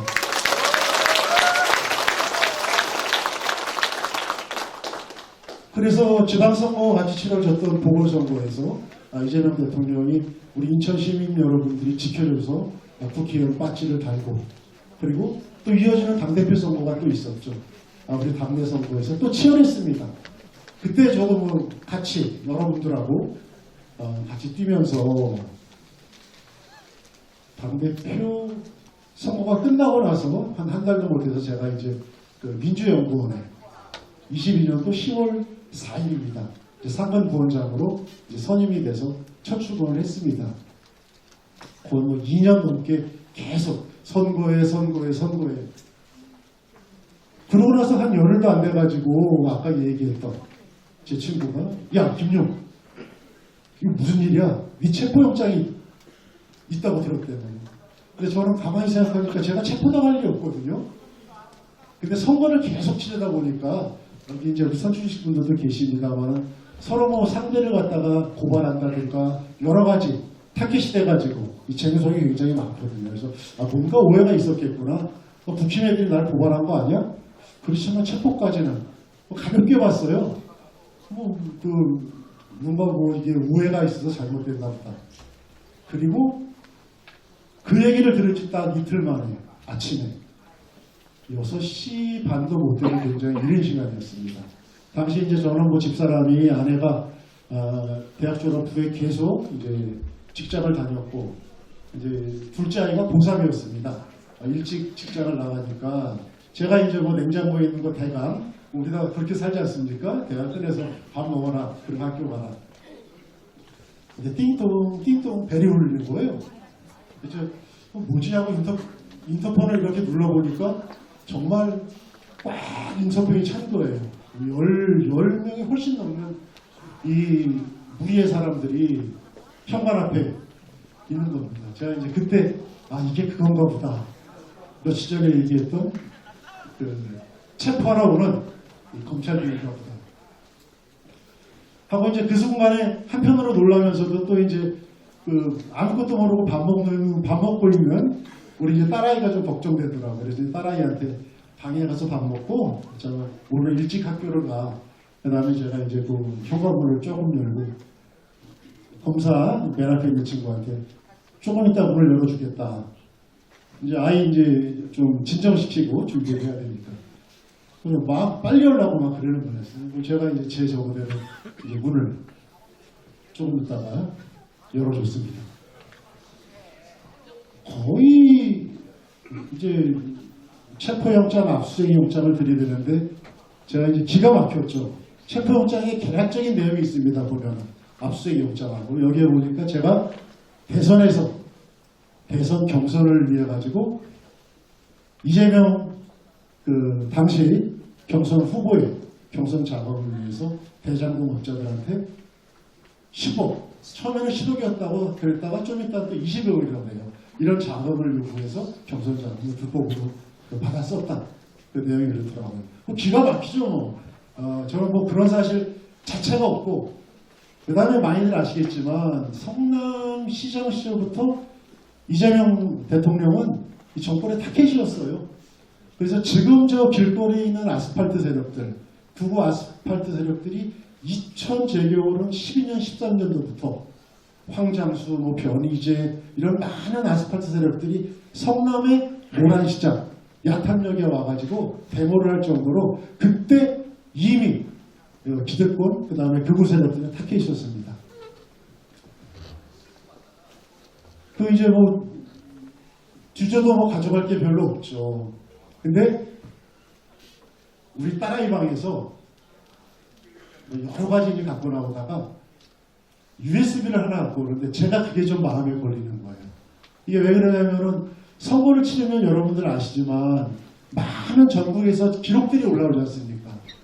그러면은 원래 선거를 패배하고 끝나면은 그거를 다 이제 보통 없앤다고 그래요. 공식적인 거 말고는. 근데 그때 제가 대선 끝나고 나서 그 자료를 받았을 때 대선을 패배하고 내가 이 자료를 갖다가 없애버리면은 전국에서 정말 그렇게 열심히 열과 성을 다해서 뛰었던 저 멀리 뭐 거제도에 또 전남 완도에 포항에 전국 각지에 우리 동지들이 그 간절한 활동한 이야기들이 사라지는 거 아닌가 해가지고 제가 하나를 USB 하나에 담아가지고 딸아이 방에다가 제가 넣어놨는데 어떻게 그걸 다 뒤집는지 그걸 찾아봤더라고요. 그래서 좀 불길했어요. 얘네들이 이거를 갖고 선거와 연관지어가지고 뭔가 활용하지 않을까. 근데 뭐 이 불길한 예감은 맞더라고요. 제가 이제 잡혀 들어가서 검찰들이 뭐 다 털었죠. 이미 제 주변 가족 친지 대선에 저와 같이 함께했던 많은 뭐 후배들 실무진들 없죠. 아무것도 없죠. 근데 상대 그 대장금 민간업자와 그리고 그 외 사람들이 돈 쓰고 이런 거는 뭐 계속 나오는데 그런 거는 뭐 얘기도 안 합니다. 그래서 어쨌든 그렇게 시작이 됐습니다. 저는 이제 아까 얘기한 것처럼 뭐 꼬리 끼는 게 없으니까 금방 끝나겠지. 가서 내가 밝히면 되겠지. 그리고 압수수색이 끝나고 나서 검찰들과 함께 이제 검찰청사로 가게 됐습니다. 근데 제가 난생 처음 그런 경험이 정말 뭐랄까 우리말로 현타가 오더라고요. 이제 지하철을 딱 검찰들하고 내려갔는데 그 까만색 랩핑을 한 그 이제 검찰청 로고가 박힌 차가 기다리고 있더라고요. 탔죠. 타서 지하철을 딱 빠져나오는데 그 검사가 지금 제가 기억하기로는 두 마디였는데 무슨 말인지 모르겠어요. 정확히 아마 시정 아니면 시건이라고 그랬었던 것 같아요. 그러니까 시정은 문을 제대로 잠그는 거, 시건은 자물쇠를 채우는 거. 시건 같습니다. 시간 그러니까 수갑을 딱 채우더라고요. 그렇게 해서 이제 검찰청 가서 뭐 처음부터 굉장히 많이 싸웠습니다. 싸우면서 그때도 저는 시작되면서 이렇게 길게 갈 거라고는 상상도 못했습니다. 금방 밝혀지고 진실이 있으니까. 근데 그게 지난 제가 8월 29일 날 대법원 보석을 나왔으니까 만 3년이 지나도록 끝나지 않고 그래도 여러분들 또 많은 분들이 믿어주셔가지고 대법원에서 결정을 못 내리고 지금 이제 보석으로 나와 있는 상태입니다. 보통 상고심 같은 경우는 이 대법원에서 길게 안 갖고 있다고 합니다. 그래서 거의 보석은 제가 최근에 유일한 케이스라고 그래가지고 저는 워낙 모든 게 다 밝혀지고 검찰들이 조작하고 그들 회유하고 압박하고 강요해가지고 이재명을 잡기 위해서 했던 사실들이 지금 다 적나라하게 밝혀진 상황이기 때문에 저는 뭐 하나도 겁나지 않고 대법원에 또 많은 분들이 일일이 주도하고 있면서 함께 해주셔가지고 좋은 결과가 나올 거라고 확신하고 있습니다.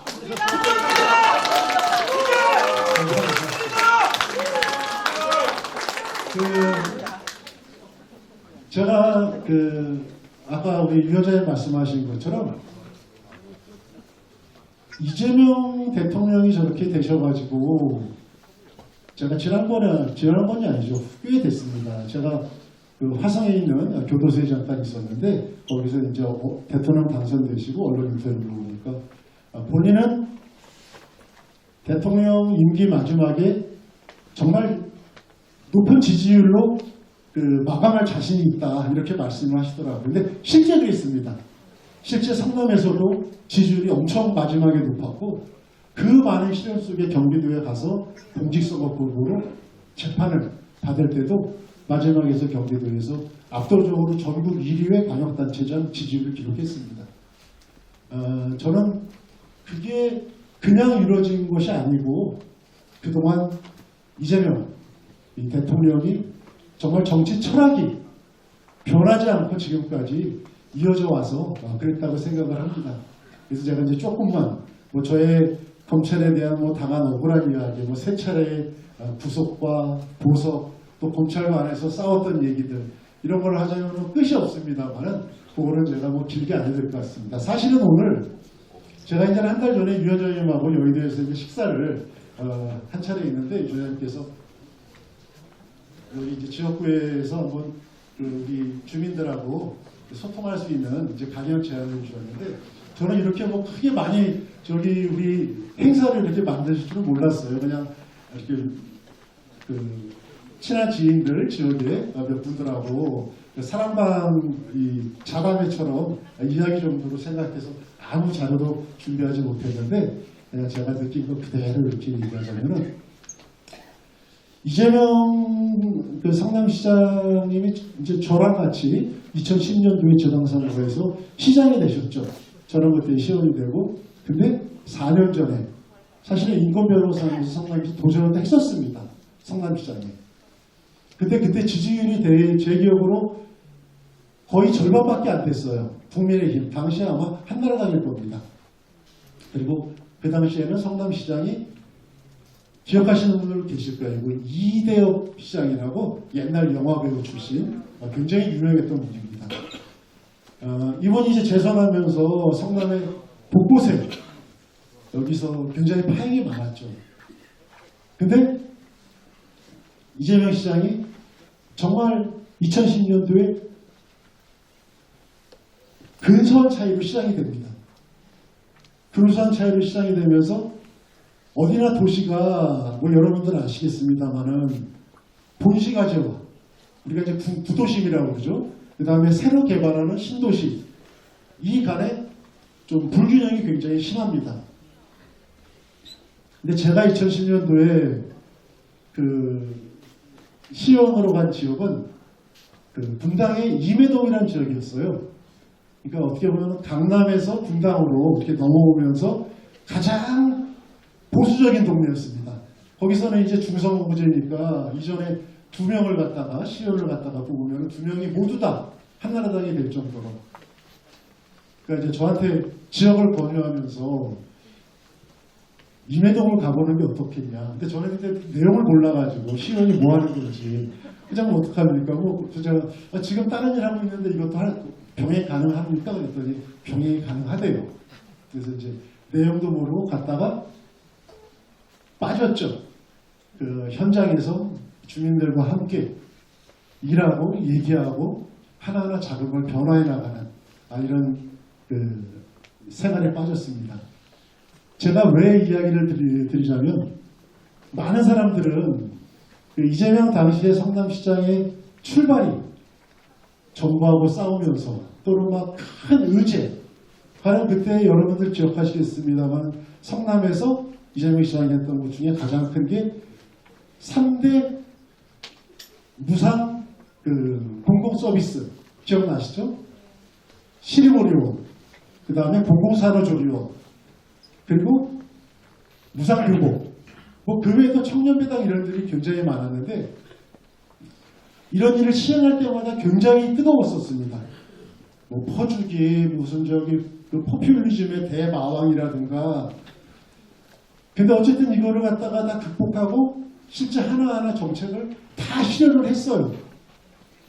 정말 놀라운 성과였습니다. 그래서 언젠가 제가 대통령 되고 나서 그 방송 인터뷰를 보시니까 본인이 그렇게 토로하시더라고요.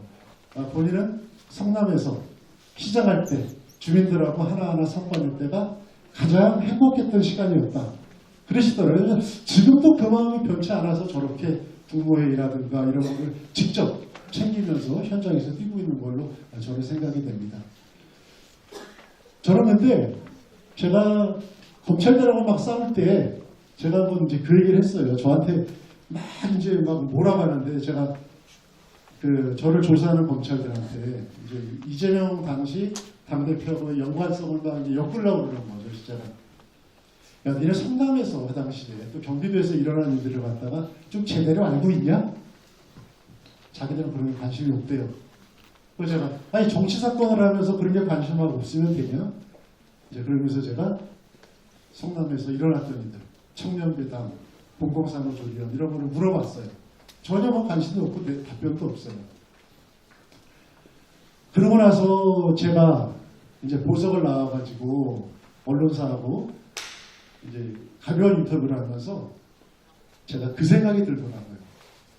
야, 그래. 이 여러 가지 정책들, 또 시립의료원, 그 다음에 대한민국 세상을 갖다가 흔드는 그 당시에 성남에서 슬로건이 꼬리를 잡아 몸통을 흔들자 이거였죠. 기억나시죠, 여러분들? 그래서 변방의 장소 성남시장이 경기도 또 뛰어넘어서 더 큰 우리 대한민국을 갖다가 바꾸자 이런 우리 무언의 이런 약속이 있었던 것 같습니다. 근데 저는 이 3대 무상 서비스도 실력 어려움도 물론 다 의미가 큽니다. 그렇지만 저는 가장 컸던 정책 중에 하나가 당시에 성남에서 실행했던, 이거 잘은 모르실 겁니다. 성남형 창의교육이라는 사업이 있었습니다. 여기 선출직 의원님들은 잘 아시겠습니다만은 교육청이 예산을 갖다가 배분을 하는데 교육청은 예산이 그렇게 많지가 않아요. 지금은 이게 옛날보다 많이 좋아졌다고 하는데, 근데 교육청이 각 지역에 예산을 배분할 때 학교별로 배분하는데 대부분 사용하는 것이 이런 이제 저기 뭐 우리 강당의 뭐 의자라든가 아이들 컴퓨터라든가 그 다음에 체육관이라든가 이런 하드웨어에 예산을 투입하기에도 턱도 없습니다. 그리고 교육청에 있는 관료들의 생각도 대부분 아이들의 창의적인 교육 이런 거는 좀 연관성이 많지가 않아요. 근데 그 당시에 이재명 당시 성남시장은 2010년도에 시장에 취임하고 나서 얼마 되지도 않았죠. 2011년도에 성남형 창의교육을 내놓으면서 우리가 시에서 예산을 아껴서 예산을 배분하겠다. 그 당시에 성남의 초중고가 제 기억으로 한 170개 정도가 될 겁니다. 아마 뭐 그 정도 좀 넘을 수도 있는데 각 학교에 3천만 원씩 시에 재정을 주겠다. 그런데 그냥 쓰면 안 돼.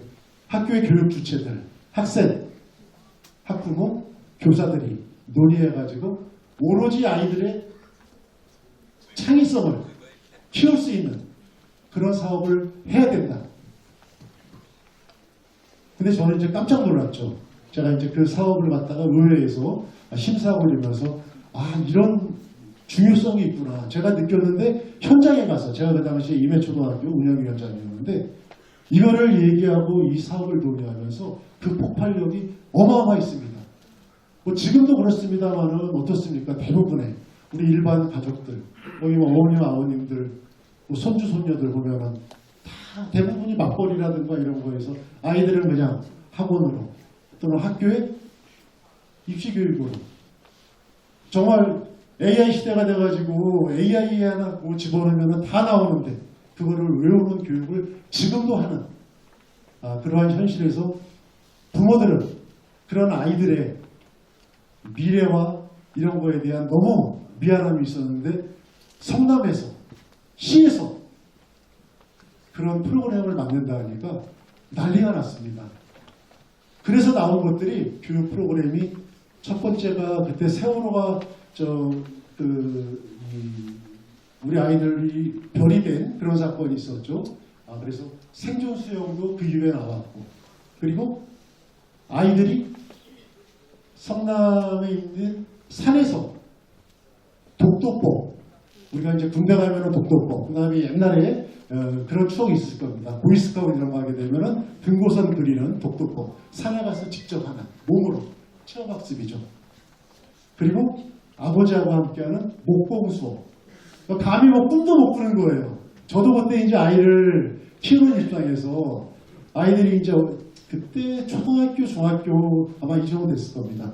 감히 상상도 못한 거를 학교에서 공교육에서 맡아주니까 현장에서 일어나는 분위기는 완전히 정말 새로운 세상을 경험하는 이러한 파괴력이 있었습니다. 그러고 나서 2014년 재선 선거에서 아까 말씀드린 것처럼 2010년도 그 선거에서는 근소한 차이였어요. 그 구도시 수정구 중원구라고 있습니다. 성남에. 여기서는 많이 이겼어요. 그렇지만 분당에서는 완전히 참패했습니다. 그래서 아슬아슬하게 시작이 됐는데 4년 만에 재선 선거에서는 분당에서 역전을 해서 무려 5.8%를 이겨버리는 그런 결과를 발생했습니다. 제가 왜 이런 말씀을 드리냐면은 아까 이재명 대통령이 지금 여전히 이 극우 또 저희 국민의힘 그 다음에 여러 검찰 세력이라든가 이런 기득권으로부터 공격을 당하고 있습니다만은 앞으로도 이런 좋은 정책들 그리고 또 국회에서 우리 위원장님이 아까 이렇게 인천 지역에 정말 5만이 넘는 그 세계에서 K-팝의 중심이 되는 이러한 그림들을 그리기 때문에 저는 이재명 대통령의 4년 5년과 반드시 성공할 거라고 확신하고 여러분들이 거기에 또 함께 해주실 거라고 믿어 의심치 않습니다.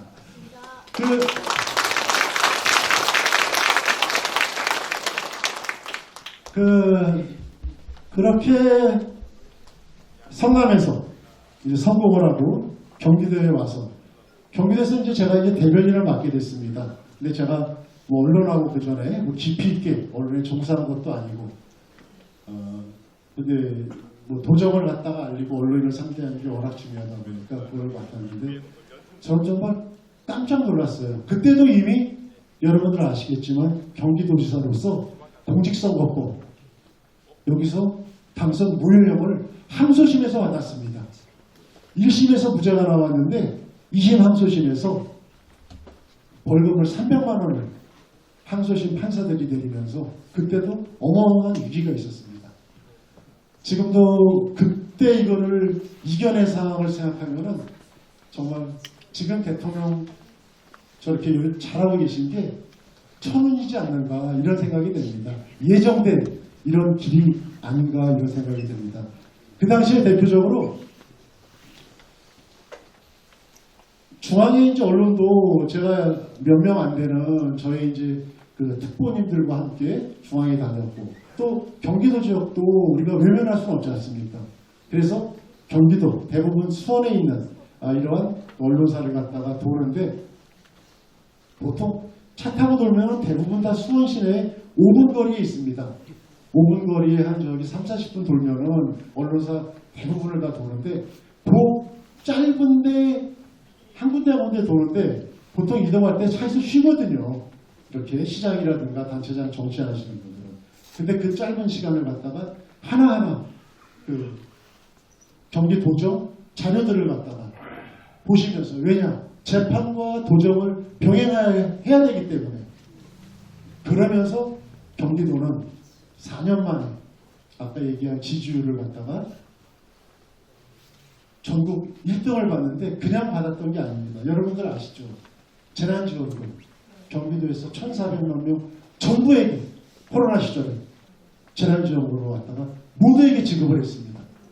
저는 재난지원금에 대해 가지고 저도 그렇게 효과가 이렇게 클까 반신반의했습니다. 그렇지만 제가 직접 경험한 거는 그 당시에 코로나 때 거의 뭐 이제 사회적 격리 때문에 우리 사회 자체가 거의 폐쇄됐었죠. 그때 제가 재난지원금이 나오고 나서 저희 동네 조그만 슈퍼가 있는데 그 슈퍼에 물건을 사러 들어갔다가 통장님을 우연히 만났어요. 통장님도 물건을 사러 오셨죠. 재난지원 카드를 갖고 뭐 쉽게 이용하는 동네 마켓이니까. 근데 통장님과 가게 사장님의 대화가 정말 대단했습니다. 통장님이 그러시더라고요. 재난지원금을 경기도에서 모두에게 줘서 쓰게 되면서 우리 동네에 있는 슈퍼를 보게 됐대요. 그 전까지는 생활하다 바빠서 마트, 홈플러스, 뭐 저기 저 이마트 이런 데 가서 할 수 없이 쇼핑하거나 배달하거나 이런 사람들이 재난지원금을 통해서 마을을 다니면서 내 이웃이 사는 환경을 지켜보게 된 겁니다. 저는 그래서 지금 정부에서 아까 PT 설명해 주시면서 이번에도 그러한 직접 우리가 마을에 내려지는 이러한 자금들을 갖다가 지켜냈는데 이런 것들이 그냥 단순하게 상권 살리고 경제 우리가 좀 안정시키는 활성화시키는 이런 수단이 아니라 우리가 서로 마을을 갖다가 알고 확인하는 그런 어마어마한 정책의 시작이라고 생각이 됩니다. 그래서 이제 이런 그 많은 일들이 우리가 앞으로 함께 해야 되는 일들이고 여러분들이 거기에 동참해 주실 것이라고 저는 믿어 의심치 않습니다. 그리고 제가 한 가지 검찰 얘기 그 다음에 이재명 대통령의 몇 가지 중요했던 이야기들. 저는 제가 겪었던 아까 서두에 잠깐 말씀드렸습니다만은 그 법원 관련된 이 이야기들을 갖다가 안 드릴 수가 없습니다. 저는 이제 이 검찰 특히 이 특수부 검사들 이 친구들은 그냥 뭐 갑자기 만들어진 이런 돌연변이들이 아닙니다. 제가 제 사건을 겪고 이렇게 보면서 이미 20년, 30년 전부터 이 특수부 검사들은 그렇게 다 일들을 해왔어요. 오로지 위에서 오더를 내리면은 그게 목적입니다. 그래서 조금만 올라가면은 15년 전에 유성이라는 서울시의 공무원을 갖다가 간첩을 만들었죠. 그리고 얼마 전에 어떻습니까? 그 이명박 시절에 서울시에 시장으로 출마를 준비했던 한명숙 총리, 이분들을 갖다가 이분을 범죄자로 만들기 위해서, 그때도 제가 알기로 정치자금 뇌물죄였습니다. 서울구치소에 있는 재소자들 60명을 데려다가 60차례를 갖다가 그 재소자들을 데려다가 진술을 맞추면서 결국은 범죄자를 만들어서 정말 대한민국 여성 정치인으로서 가장 존경받는 한 분을 갖다가 정치 인생을 망가뜨렸죠. 그렇게 승승장구하는 이들이 22년도 대선에서 윤석열 정권을 갖다가 대장동으로 탈취하고 나서 그 이후에도 이재명을 잡기 위해 가지고 사건을 키웠던 게 바로 지금 대장동 사건에 민낯치고 이게 다 밝혀지고 있습니다. 저는 제가 나오자마자 그때 보석 나와서 뭐 이 보니까 법원의 판결만 남더라고요, 이게. 그러니까 뭐 조중동, 그 다음에 기존의 기성 레가시 미디어에서는 그냥 검찰이 주는 거, 그 다음에 판결 내용, 이것만 주다 보니까 내용을 너무 모르시더라고요. 그래서 제가 뭐 뉴스공장, 매불쇼, 뭐 새날 나가서 제가 막 직접 세세한 이야기들, 이런 얘기들을 하고 있는데, 그래도 아직 많이 모르고 있습니다. 그래서 저는 역사적으로 이 윤석열 사단으로 바꿔진 2기 대장동 수사팀이 벌였던 이 정말 경천동지할 천인공노할 만행들이 지금 하나하나 밝혀지고 있기 때문에 저는 반드시 좋은 결과 날 거라고 저는 믿어 의심치 않습니다.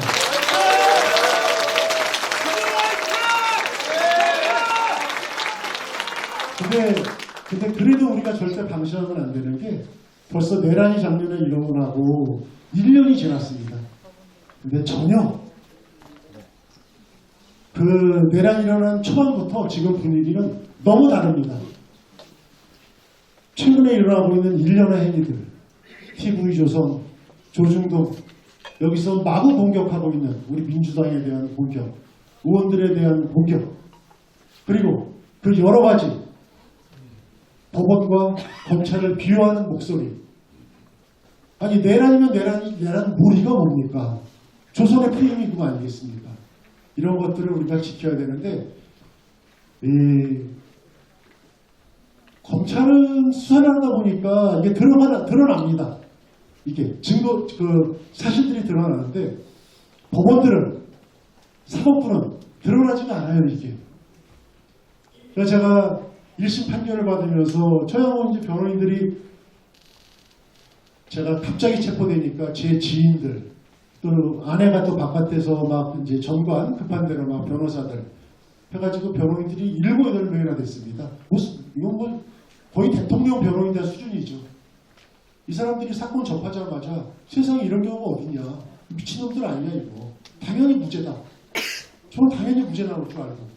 그런데 1년 후 23년도 11월 30일 사법부가 내린 판단은 거의 검찰 의견서를 그대로 갖다 붙여는 검찰의 조합원 의견서를 판결문이라고 내면서 대장동 업자들 무죄, 유동규 무죄, 그 나머지 한 명인가 8개월, 저는 징역 5년에 법정 구속을 했습니다. 뭐 기가 막히죠 지금 생각하면. 그렇지만 이게 저 혼자 겪었던 게 아니라 누구나 겪을 수 있는 그러한 일들이고, 그러기에 지난 그 3년의 시간을 갖다가 그냥 분노만 갖고 진행은 안 될 것 같아가지고 이렇게 여러분께 그 사항을 제가 설명드리고 아까 제가 말씀드렸지만 이 사법부 여기에 좀 관심을 더 가져주시면 좋겠어요. 저는 이 뭐 큰 정치는 제가 하지 않았습니다만은 많은 동지들과 뭐 대선을 치르고 선거를 치르고 하면서 제가 늘 했던 얘기가 있습니다. 우리는 성을 쌓는 사람이 되지 말고 길을 내는 사람이 되자. 이게 결국은 넓은 길을 만들어야지 서로 많이 갈 수 있는 그런 그 미래를 갖다가 길게 가지 않겠습니까? 근데 어느 순간 제가 1심에서 법정 구속되고 나서 아내가 또 막 완전히 거의 뭐 자빠지죠. 그래서 뭐 추가 변호사를 선임하네 어쩌나 그러는데 저도 기존의 변호사들과 얘기하면서 판사의 고향을 물어보더라고요. 그 판사 고향이 어디야? 그때 10에 10 9에 9은 정말 맞더라고요. 그래서 이런 정말 말도 안 되지 않습니까? 이런 일들이 개선되기 위해서는 정말 우리가 정신 바짝 차리고 지금 저렇게 사법부하고 굉장히 심한 마지막 전투를 치르고 있는데 좋은 게 좋다. 그 다음에 기득권 언론들의 그러한 그냥 이 양비론 여기에 절대 흔들지 말고 계속 관심을 갖고 우리가 사법부에 대해 가지고 명확하게 입장을 내고 여기 당과 그다음에 시민사회와 같이 이렇게 해주시면 좋겠습니다. 제가 뭐 이렇게 자료 준비도 안 하고 그냥 두서없이 그냥 두런두런 이런 얘기 나눴습니다만은 그런 것 같습니다. 결국 정치도 그렇고 행정도 그렇고 모든 것은 사람이 하는 겁니다. 그렇죠? 근데 우리는 정말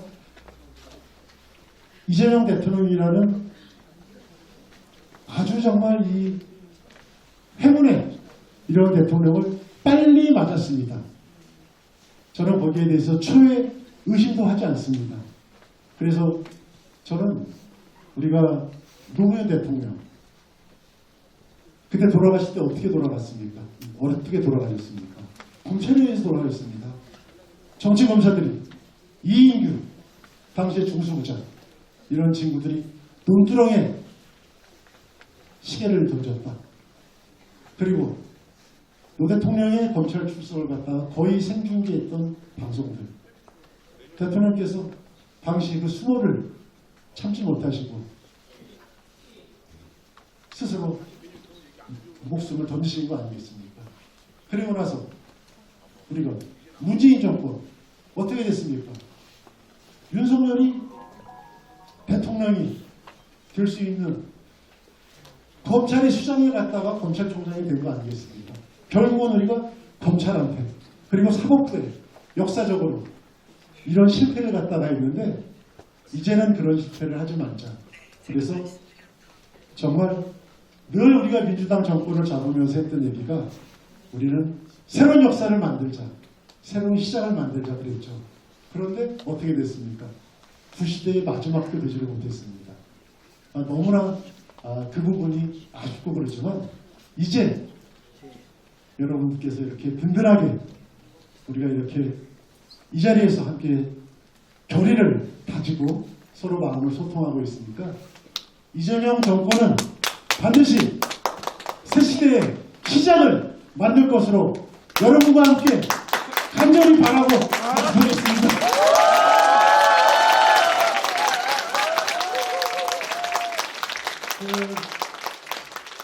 이제 시작입니다. 아까 제가 저 사법부가 저렇게 위험이 많고 검찰놈들이 아직도 기고만장하게 이르지만 어떻게 국민을 이기겠습니까?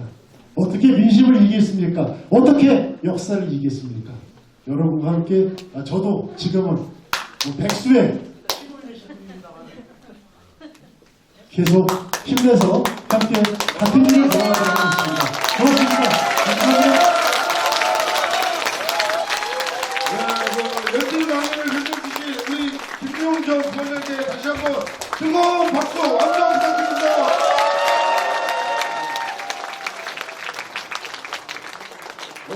잠깐 저기 김기용 우리 의원님하고 김용 부원장님 잠깐 연단으로 좀 올라가 주시기 바라겠습니다. 잠깐 올라가 주시기 바라겠습니다. 이게 오늘 그 열띤 강연 잘해 주셨죠? 네. 아는 것도 아니고 그래서 저희가 지구당에서 조그맣게 또 이렇게 열띤 강연을 해주셔서 꽃다발을 좀 준비했습니다. 자, 여러분들 박수 부탁드리겠습니다.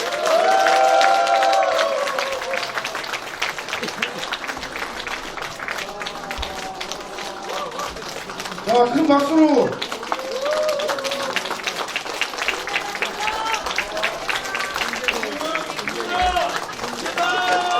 자, 우리 의원님하고 김용 부원장님 같이 손을 맞잡고 만세를 한번 불러주시겠습니다. 자, 제가 먼저 소창하면은 파이팅으로 해주십시오, 그냥. 자, 더불어민주당! 파이팅! 김용! 파이팅! 김용! 파이팅! 여러분들 모두 자리에 있는 손피켓을 좀 들어주시기 바라겠습니다.